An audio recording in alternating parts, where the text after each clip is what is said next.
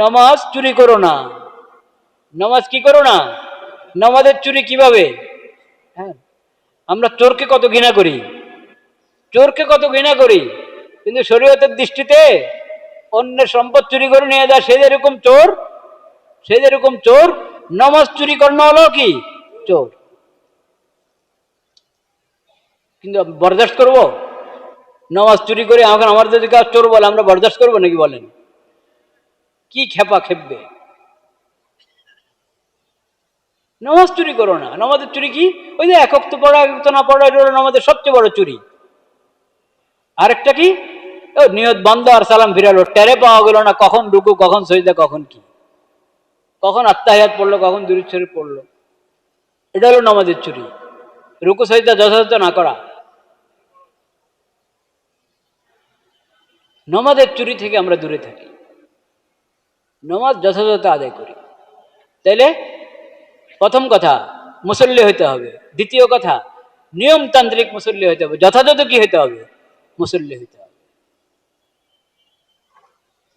কোনো অক্ত বাদ দিব না, সব অক্ত ঠিক মতো আদায় করবো, সময় মতো আদায় করবো। এটা হলো নিয়মিত মুসল্লি হওয়া।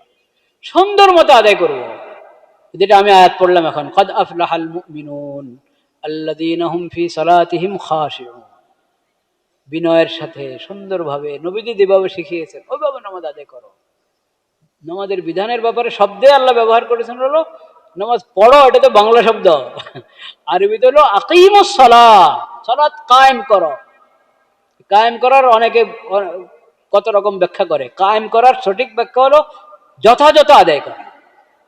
নামাজের যে নিয়ম শরীয়ত শিখিয়েছে ঠিক ওইভাবে সুন্দর করে নিখুঁতভাবে আদায় করা, এটাকে বলে সালাত কায়েম করা।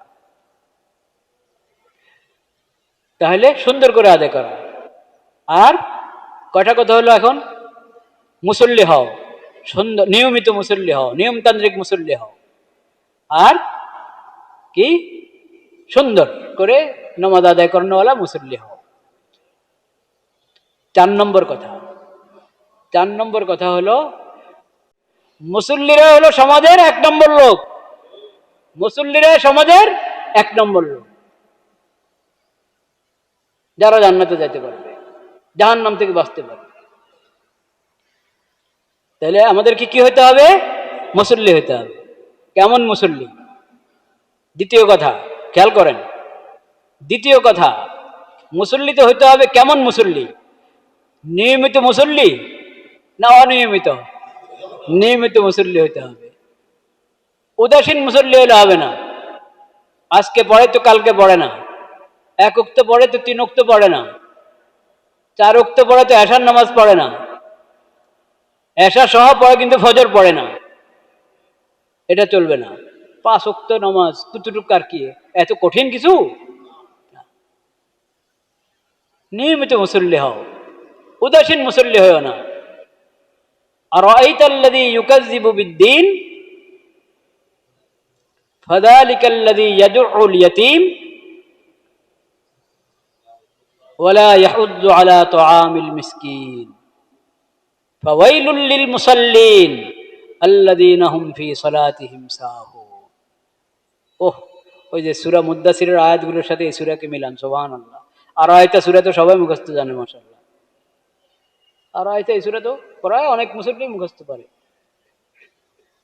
প্রায় সব মুসল্লি মুখস্থ পারে। এই সূরাতে আল্লাহ বলেছেন ফাওয়াইলুল লিল মুসাল্লিন। ওরা বলেছিল যে আমরা মুসল্লি ছিলাম না এই জন্য জাহান্নামে এসেছি। আল্লাহ এখানে বলছেন খালি মুসল্লি হলে হবে না, যদি তুমি এমন মুসল্লি হও যে নামাজের ব্যাপারে উদাসীন, নামাজের ব্যাপারে উদাসীন অবহেলাকারী, এমন মুসল্লি যদি হও তাও তোমার ঠিকানা দোজখ, তাও তুমি ধ্বংসের পথে। উদাসীন মুসল্লি হও না, মুসল্লি হও, নিয়মিত মুসল্লি হও, যথাযথ মুসল্লি হও। নামাজের ব্যাপারে অবহেলাকারী হবে না। মনে থাকে না নামাজ, মনে থাকে না মানে মনে এটা নামাজের কথা কেউ বলি নাকি? এটা জিন্দিগিতে কারো হঠাৎ ঘটনা হইতে পারে, এরকম মনে হয় যেন নামাজ পড়ে ফেলেছে, পরে খেলে আরে নামাজ পড়িনি। 1-2 ঘটনা কোনো সময় জিন্দিগিতে হয়। এটা আসল কথা হলো গুরুত্ব নাই নামাজের। গুরুত্ব আল্লাহ বলছেন গুরুত্ব দাও, নামাজকে গুরুত্ব দাও। উদাসীন যদি হও যে এক ওয়াক্ত পড়ো আরেক ওয়াক্ত পড়ো না, একদিন পড়ো আরেকদিন পড়ো না, আর পড়লো বাস নিয়ত করলে আর খালি ঠুক ঠাসঠুস, মানে যথাযথ কেয়াম দাঁড়ানো, নামাজের দাঁড়ানোটা যথাযথ হোক, সূরা ফাতিহা সুন্দর করে পড়ো, আরেকটা সূরা মিলাও বা সঙ্গে কয়েকটা আয়াত পড়ো, রুকুতে যাও, রুকুটা স্থিরভাবে আদায় করো, দাঁড়াও, স্থির হয়ে দাঁড়াও, সজদার দিকে যাও সুন্দর করে, সজদাতে থামো, স্থির হয়ে সজদা করো, দুই সজদার মাঝে বসবা সেখানে স্থির হয়ে বসো, আবার দ্বিতীয় সজদা করো স্থির হয়ে। উদাসীনতার সাথে নামাজ আদায় করো না। নবীজি বলেছেন নামাজ চুরি করো না। নামাজ কি করো না? নামাজের চুরি কিভাবে? হ্যাঁ, আমরা চোরকে কত ঘৃণা করি, চোরকে কত ঘৃণা করি, কিন্তু শরীয়তের দৃষ্টিতে অন্যের সম্পদ চুরি করে নিয়ে যায় সে যেরকম চোর, সে যেরকম চোর, নামাজ চুরি করানো হলো কি চোর। শক্তি নেই, পানি আছে কিন্তু অজু করার শক্তি নেই, বা শক্তি আছে ব্যবহার ব্যবহার করার শক্তি আছে কিন্তু স্বাস্থ্যগত ওজোর আছে। পানি ঠান্ডা পানি কেন, গরম পানি ব্যবহার করলেও সমস্যা হয়। তায়াম্মুমের বিকল্প, তার বিকল্প কি আছে? তায়াম্মুম, তায়াম্মুম করো। আল্লাহ রাব্বুল আলামিন আমাদেরকে যে দ্বীন শরীয়ত দান করেছেন একবারই সহজ, বিধান অনেক সহজ, কিন্তু পালন করা জরুরি।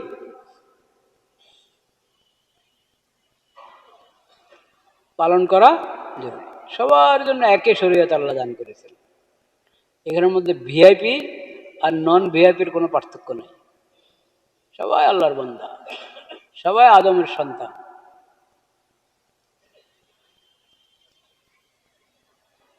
পাঁচ ওয়াক্ত নামাজ সবার উপরে ফরজ। এই নামাজ যদি যথাযথ আদায় করো, নবী করিম সাল্লাল্লাহু আলাইহি সাল্লাম বলেছেন, কোরআন কারীমের আয়াতে আছে, নবী করিম সাল্লাল্লাহু আলাইহি সাল্লাম হাদিসগুলো কোনো না কোনো আয়াতের ব্যাখ্যা। পাঁচ ওয়াক্ত নামাজ গুরুত্বের সাথে যে আদায় করবে, রুকু সাজদা যথাযথ আদায় করবে, পুরো নামাজটা নিয়ম মতে সুন্দরভাবে যে আদায় করবে, আল্লাহ তাআলা তার জন্য জিম্মাদারি নিয়ে নেবেন যে তাকে জান্নাত দান করবে। কিন্তু যদি অবহেলা করে, আদায় করলো না, এক ওয়াক্ত পড়লো আরেক ওয়াক্ত পড়লো না, রুকুটা ঠিক মতো করলো না, সজদাটা ঠিক মতো করলো না, তাহলে আল্লাহর পক্ষ থেকে কোনো জিম্মাদারি নেই, কোনো গ্যারান্টি নেই। আল্লাহর ইচ্ছা তাকে ক্ষমা করবেন, ক্ষমা করে জান্নাত দিবেন না জাহান্নামে দিবেন, সেটা আল্লাহর ইচ্ছা। কিন্তু যে নামাজ যথাযথ আদায় করবে তার জন্য জান্নাতের গ্যারান্টি আছে। ভাই মোবাইল নামান, মোবাইল নামান, এই ভুল করবেন না।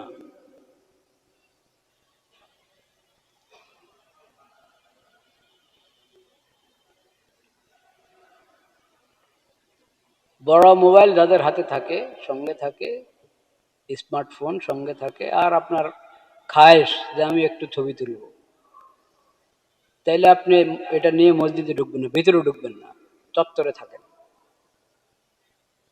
ভিতরে এক তো স্মার্টফোন আনার দরকার কি সঙ্গে, মানে মসজিদে নিয়ে আসার দরকার আছে নাকি? এটা ঘরে রেখে আসেন। আর যদি আনতে চান তাহলে এটা বন্ধ রাখেন, পকেটে রাখেন। এটা এটা দিয়ে যখন আমি জুমার নামাজের জন্য মসজিদে প্রবেশ করলাম, আমি আপাতত শুরু হয়ে গেছে। জুমার নামাজ আমি বলেছি আগে, এটা ব্যতিক্রম। জুমার নামাজ, জুমার নামাজ নিয়ত বাঁধার পর থেকে শুরু হয় না। জুমার নামাজের অনেক বিধান, আপনি যখন ঘর থেকে বের হলেন জুমার উদ্দেশ্যে, তখন থেকেই জুমার নামাজের অনেক কিছু, অনেক বিধান শুরু হয়ে যায়। মসজিদে এসে গেছেন, মসজিদে এসে গেছেন, এখনো খুতবা শুরু হয়নি, এর আগে আপনাকে বলা হচ্ছে যে ইমামের কাছাকাছি এসে বসো। খালি জায়গা রেখে রেখে বলবা, পরে মানুষ ডিঙ্গায় ডিঙ্গায় আসতে হবে। যথাসম্ভব কাছাকাছি এসে বসো, মানে সামনে যা খালি রাখা রেখে পিছনে বলবা না, কাছাকাছি এসে বসো। যতক্ষণ সময় পাও নফল নামাজ পড়ো। নফল নামাজ পড়তে থাকো। আর অহেতুক কোনো কথা কোনো কাজ করবে না, অহেতুক কোনো কথা কোনো কাজ করবে না। যখন খুতবা শুরু হবে কান লাগিয়ে মন লাগিয়ে খুতবা শোনো, তারপর নামাজ আদায় করো। অহেতুক অনর্থক কাজ করবে না। দেখেন, কাউকে কিছু নেকির কথা বলা, সুন্দর কথা বলা, এটা তো নেক কাজ না। কিন্তু জুমার দিনের জন্য বিশেষ করে খুতবা শুরু হলে তখন তুমি কোনো নেকির কথাও একজনকে বলতে যাও না। আর একজনের কথা বলছে, এটা অন্যায় করছে, তো তুমি তাকে বলতে পারো যে এই কথা বলেন না, খুতবার সময় কথা বলা যায় না, কিন্তু তা বলবা না, তাও বলবা না, এটাও নিষেধ। ওটা শুধু খতিব বলতে পারে, খতিব খুতবা বন্ধ করে সতর্ক করতে পারে। মুসল্লিরা তার ডানে বামে বিশৃঙ্খলা হচ্ছে, সে কিচ্ছু বলবে না, একবারে খামোশ থেকে মন লাগিয়ে খুতবার দিকে। এবার চিন্তা করেন যে এটা কত গুরুত্বপূর্ণ বিষয়, যেখানে আমাকে কোনো সুন্দর কথা নেকির কথা বলতেও নিষেধ করা হচ্ছে যে এখন এটার কাজ না, এখন নেকির কথা বলার সময় না, এখন তুমি পুরো মনোযোগ জুমার দিকে দিয়ে রাখো, খুতবার দিকে দিয়ে রাখো।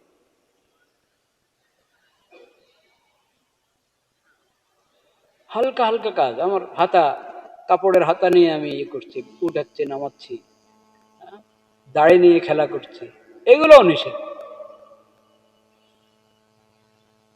তো এখন আপনাদের কি ধারণা, তাহলে মোবাইলটা কি হবে? এটা অনুমোদিত হবে? আমি ছবি তুলবো, ভিডিও করব, এটা কিভাবে অনুমোদিত হবে? যেখানে কিছুক্ষণের জন্য আমাকে একটা নেক কথা বলবো আমি, সেটা থেকে আমাকে বিরত রাখা হচ্ছে, সেখানে আমি এমন অহেতুক কাজ কিভাবে করব? এটা হাদিসের স্পষ্ট শব্দ, রাম ইয়ালগু, লাগু, মানে অহেতুক কোনো কাজ কোনো কথা পিছিয়ে পড়বে না, ওটা থেকে বিরত থাকবে। কঠিন সতর্কবাণী আছে, মান মাসাল হাসা ফাকাদ লাগা ওমান লাগা ফালা জুমাত লাহু। খুতবা চলছে, আমি অনর্থক অহেতুক কোনো কাজ করছি, তাহলে জুমার বরকত, জুমার সওয়াব, জুমার প্রাণ চলে গেল, ওটা আর পেলাম না আমি।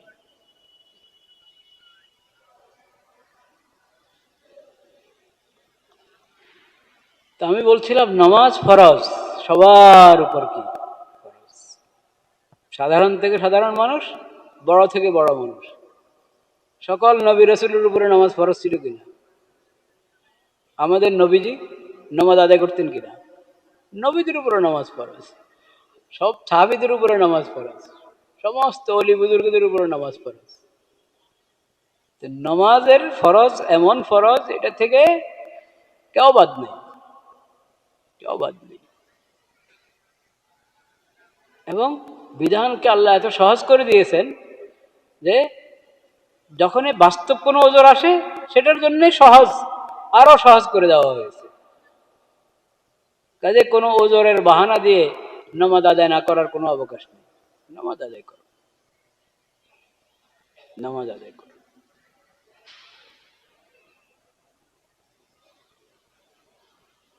যত ব্যস্ততাই হোক নামাজ আদায় করো। অনেক বাস আছে দেখবেন নামাজের সময় থামায়, আছে না? অনেক বাস আছে, অনেক কোম্পানি আছে, তাদের বাসগুলো নামাজের সময় যাত্রা বিরতি দেয়, থামায়। এক সময় এরকম ছিল যে এরকম বাসের সংখ্যা কম ছিল, কেউ অনুরোধ করলো থামাতো না। আর যদি নাও থামায় তাও আপনি নামাজ আদায় করেন, বাসে বসে নামাজ আদায় করেন। দুই দুই সারির সিটের মাঝখানে যে জায়গা আছে, আপনি একটা ইয়ে ধরে, কোনো একটা পাইপ থাকে না বাসে, বা ইয়ে থাকে, ধরার কিছু থাকে, ধরে আপনি দাঁড়ায়ও নামাজ পড়তে পারেন। যদি আশঙ্কা হয় যে আমি পড়ে যেতে পারি, ব্যালেন্স ঠিক রাখতে পারবো না, তো আপনি সিটে বসে পড়েন।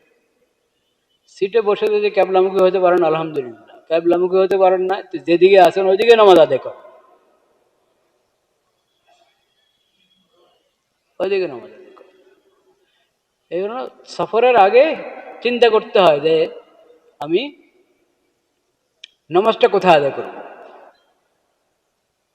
নামাজটা কোথায় আদায় করব, এমন বাস আপনি নির্বাচন করেন নামাজের জন্য থামায়। না থামালো একটা দূরপাল্লার গাড়ি হলে একটা যাত্রা বিরতি কোথাও থাকে, সেখানে আমি এই নামাজ আদায় করে নেব মিল মতে। ওটা আগে থেকে চিন্তা করতে হয় যাতে সফরের কারণে নামাজ কাজা না হয়। সফরের কারণে যাতে কি নামাজ কাজা না হয় ওটা খেয়াল রাখতে হয়। এমনকি আমি শহরেই বের হলাম, কাছে দাঁড়িয়ে কোথাও বের হলাম, তো আমি ওখানে গিয়ে জামাতের সাথে নামাজ পড়তে পারবো তো, এটা চিন্তা করতে হয়। বা ফিরে এসে আবার আমি জামাতের সাথে এই নামাজ আদায় করতে পারবো তো, এগুলো ভাবতে হয় আগের থেকে, পরিকল্পনা করতে হয়।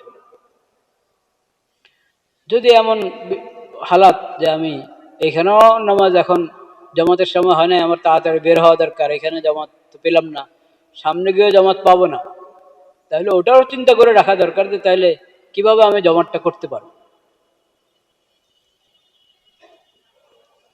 মসজিদের জামাত পেলাম না, কমস কম ভিন্ন জামাতের কোনো সুরত হতে পারে কিনা। এটা তো জামাতের কথা বললাম, জামাতের সাথে নামাজ, কিন্তু নামাজ যাতে কাদা না হয় এটা তো এই ভাবনা, এই ফিকির থাকতে হবে সব মুমিনের। ওমর ইবনুল খাত্তাব রাদিয়াল্লাহু তাআলা আনহু, চেনে না সবাই নাকি? নবীজির দ্বিতীয় প্রতিনিধি, দ্বিতীয় খলিফা ওমর রাদিয়াল্লাহু তাআলা। আবু বকর সিদ্দিক রাদিয়াল্লাহু তাআলা প্রথম, তারপরে ওমর রাদিয়াল্লাহু তাআলা, তারপরে ওসমান রাদিয়াল্লাহু তাআলা, তারপরে আলী রাদিয়াল্লাহু তাআলা। ওনাদের ইন্তেকালও এইভাবে হয়েছে, প্রথমে হযরত আবু বকর রাদিয়াল্লাহু আনহু ইন্তেকাল হয়েছে, তারপর হযরত ওমর, তারপর হযরত ওসমান, তারপর হযরত আলী রিদওয়ানুল্লাহি আলাইহিম আজমাইন। এনারা হলেন খোলাফায়ে রাশিদিন। খোলাফায়ে রাশিদিন, হকের উপর এবং হেদায়েতের উপরে প্রতিষ্ঠিত খলিফা, নবীজির প্রতিনিধি।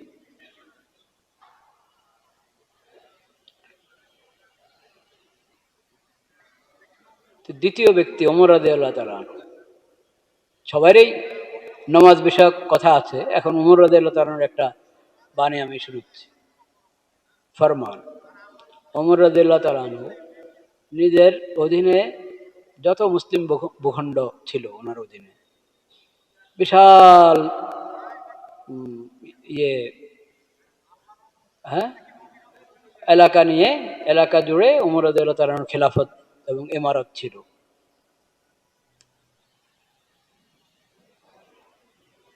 তো সব গভর্নরদেরকে চিঠি লিখেছেন ওমর রাদিয়াল্লাহু তাআলা। কত চিঠি লিখেছেন, একটা চিঠির একাধিক চিঠি শুধু নামাজ বিষয়। এমনকি কোন নামাজের সময় কখন শুরু হয় কখন শেষ হয় তাও আলোচনা করে দিয়েছেন চিঠির মধ্যে। ওরা তো এমনি ফরজ ইলমের চর্চা কর্নালরা জানে, তাও উনি একবারই সরকারি চিঠি, সরকারি চিঠির মধ্যে কোন নামাজের সময় কখন বিবরণ লিখে দিয়েছেন। আর গুরুত্বপূর্ণ যে কথার উপরে বারবার সতর্ক করেছেন সবাইকে, ইন্না আহাম্মা উমরিকুম ইলাইয়া আসসালাত, ইন্না আহাম্মা উমরিকুম ইলাইয়া আসসালাত। তোমাদের প্রত্যেকের জিম্মায় তো অনেক কাজ, দিন দুনিয়ার অনেক কাজ, সবচেয়ে গুরুত্বপূর্ণ জিম্মাদারি তোমাদের সালাত। কাদেরকে বলছেন? গভর্নরদেরকে। সবচেয়ে গুরুত্বপূর্ণ কাজ হলো সালাত। নিজে সালাত কায়েম করবে, তোমার অধীনে যারা আছে তারাও যাতে সালাত কায়েম করে। সালাত কায়েম করা মানে হলো যথাযথভাবে সালাত আদায় করা, নিয়ম মোতাবেক, যেভাবে শরীয়তের মাসালা নবীজি শিখিয়েছেন, শরীয়ত সুন্নত মোতাবেক ফরজ নামাজ আদায় করাকে বলে নামাজ কায়েম করা, সালাত কায়েম করা। যে কোনো নামাজ, খালি ফরজ না, ফরজটা তো ফরজ, অন্য নামাজের তরিকা আমাদের সুন্দরভাবে আদায় করব। যদি তোমরা সালাত ঠিকমতো কায়েম করো তাহলে আশা করতে পারে তোমাদের অন্যান্য জিম্মাদারিও, অন্যান্য কাজগুলো তোমরা যথাযথ আদায় করবে ইনশাআল্লাহ। অমান যাইয়া আহা, আর যদি সালাতের ব্যাপারে তুমি অবহেলা করছো তাহলে অন্যান্য কাজ তুমি যথাযথ আদায় করবে এই আশা করা যায় না। ফামান যায়্যাহা ওয়া মান যায়্যাহা ফাহুয়া লিমা সিওয়াহা আজিয়া। আল্লাহ সবচেয়ে বড় ফরজ এই ব্যাপারে যখন তুমি অবহেলা করছো, তাহলে অন্যান্য জিম্মাদারি, তোমার জিম্মা অন্যান্য যে কাজ আছে ওগুলোর ব্যাপারে তো তুমি আরো অবহেলা করবা, এটাই তো স্বাভাবিক। সালাত, তাহলে দেশ পরিচালনা যারা করেন তাদের সবচেয়ে বড় জিম্মাদারি কি? নিজেরা সালাত আদায় করা এবং তার অধীনে সব জায়গায় সালাত আদায় হচ্ছে কিনা সেটার খোঁজ খবর রাখা, সবচেয়ে বড় জিম্মাদারি এটা। ইন্না আহাম্মা উমরিকুম ইলাইয়া ইনদি আস-সালাহ। সালাতের প্রতি গুরুত্ব দাও। সালাত শিখতে হবে। সালাত সুন্দর মতো হওয়ার জন্য কোরআন শিখতে হবে। তাহলে কোন মুসলিম দেশের শাসক নামাজের ব্যাপারে ফিকিরমান না হওয়ার কোনো কি নাই, সুযোগ নেই। নিজেকে নামাজ শিখতে হবে, কোরআন শিখতে হবে, নিজে নামাজ কায়েম করবে, নামাজ আদায় করবে, জামাতের সাথে আদায় করবে। বরং মুসলিম প্রশাসনের, মুসলিম সরকারের সদস্যরা তো এমন হবে যে নামাজে ইমামতি করতে পারে,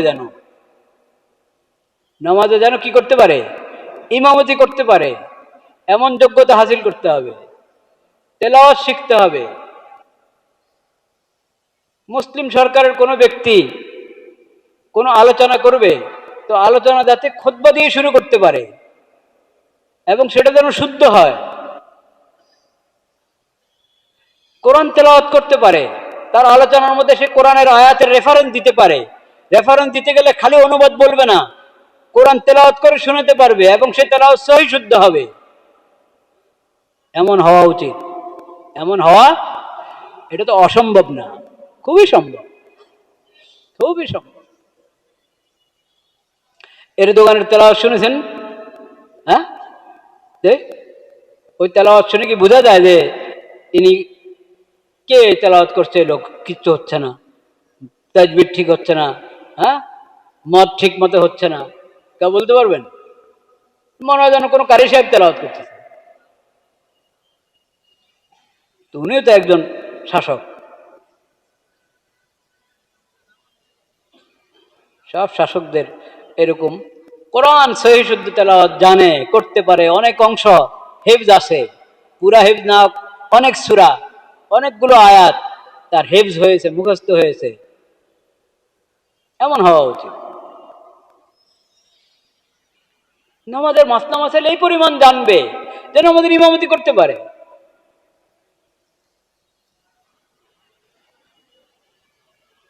নামাজ এটা শুধু জুমার দিনের বিষয় না, এটা শুধু ঈদের দিনের বিষয় না, এবং 5 ওয়াক্ত ফরজ নামাজ মসজিদে আদায় করা, জামাতের সাথে আদায় করা, এটা শুধু জুমার দিনের বিষয় না, এটা শুধু 2 ঈদের বিষয় না, 2 ঈদের বিষয় না।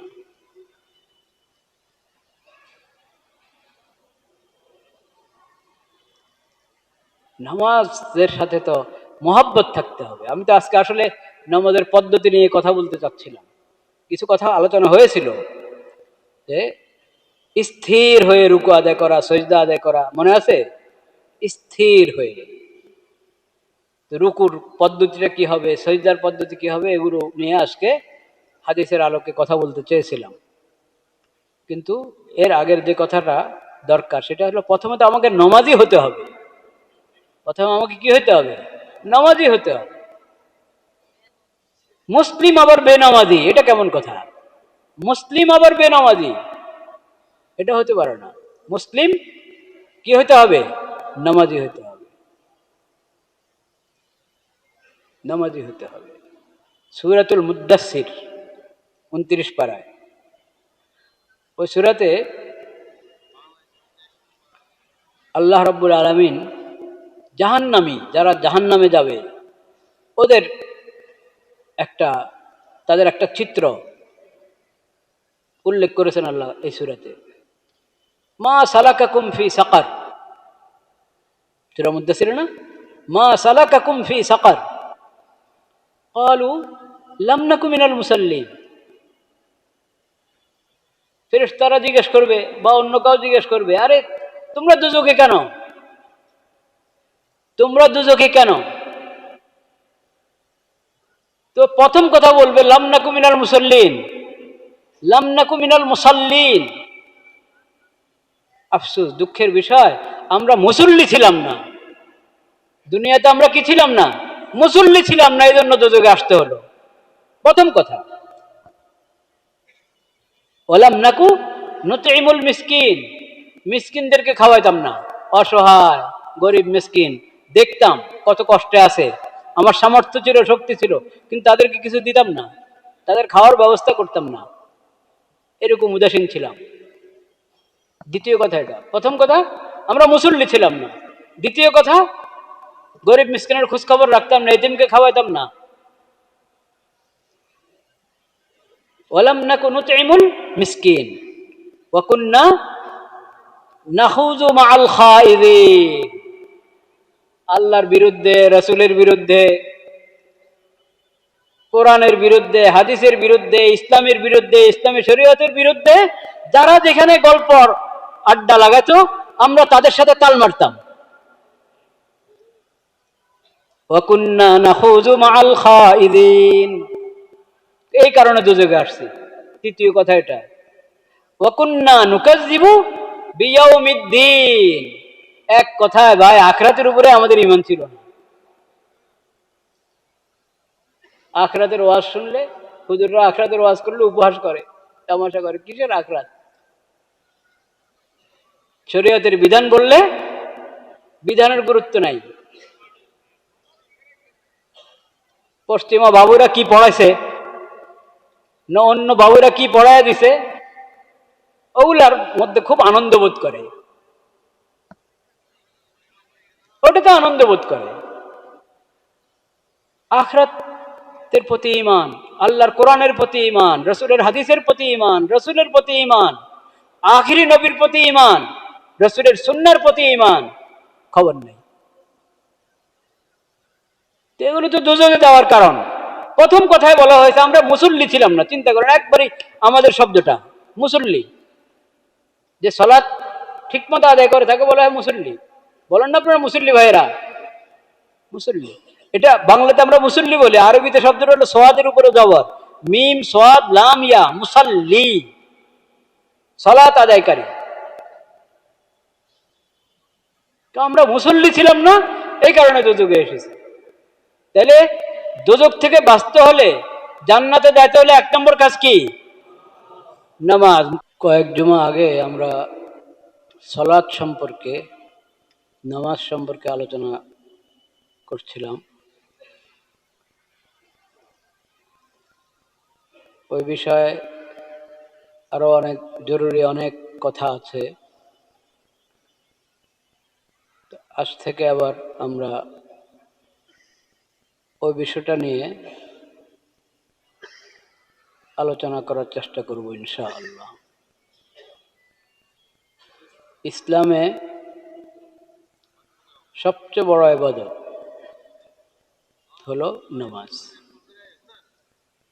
ইসলাম গ্রহণ করার পর সর্বপ্রথম ফরজ, সবচেয়ে বড় ফরজ হলো ইসলাম, নামাজ, সালাত। 5 ওয়াক্ত নামাজ আল্লাহ তাআলা ফরজ করেছেন। সালাতুল ফজর, সালাতুল যোহর, সালাতুল আসর, সালাতুল মাগরিব, সালাতুল ইশা, 5 ওয়াক্ত ফরজ নামাজ।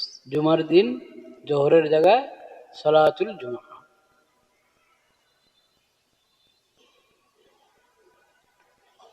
জুমার নামাজ ব্যতিক্রম, জুমার জন্য অতিরিক্ত কিছু নিয়ম কারণ আছে, শর্ত শরায়াত আছে, যেগুলো অন্যান্য নামাজের মধ্যে ওইসব শর্তের প্রয়োজন নেই।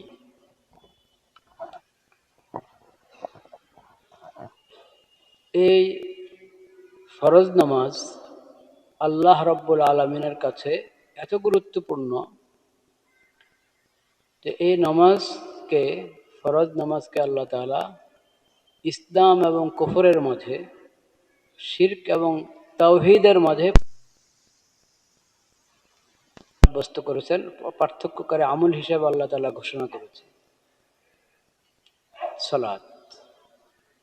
নবী করিম সাল্লাল্লাহু আলাইহি সাল্লাম বলেছেন, সালাত এটা মুমিন এবং কাফিরের মাঝে পার্থক্যকারী।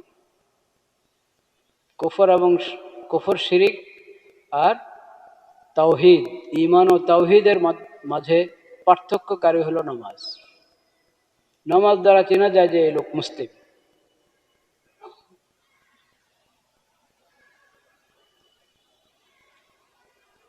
সেজন্য নামাজের প্রতি মুসলিম মুসলিম বলতেই যে কোনো মুসলমান, প্রাপ্তবয়স্ক মুসলিম, পুরুষ হোক মহিলা হোক, সবার উপর নামাজ ফরজ।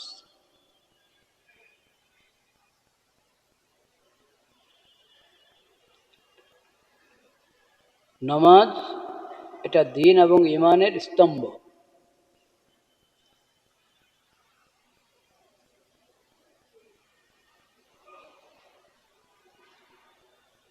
আমুদুদ্দিন, নামাজ হলো আমুদুদ্দিন।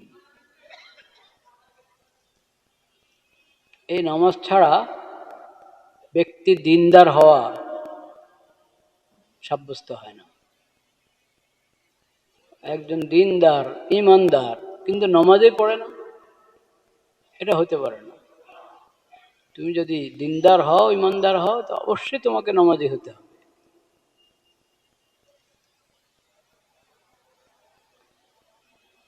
সবার উপরে নামাজ ফরজ, ধনী গরিব নামাজ ফরজ। গরিব হলে নামাজ পড়তে হবে না, বা ধনী হলে নামাজ পড়তে হবে না, এমন কোনো কথা নাই। ধনী হোক গরিব হোক, সবার উপরে নামাজ ফরজ। সবাই তো আল্লাহর বান্দা, সবাই আল্লাহর বান্দি, সকলের উপরে নামাজ ফরজ।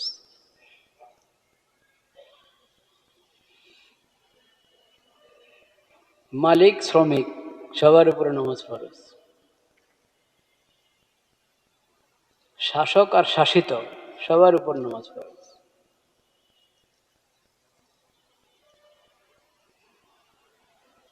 সবার উপরে নামাজ ফরজ।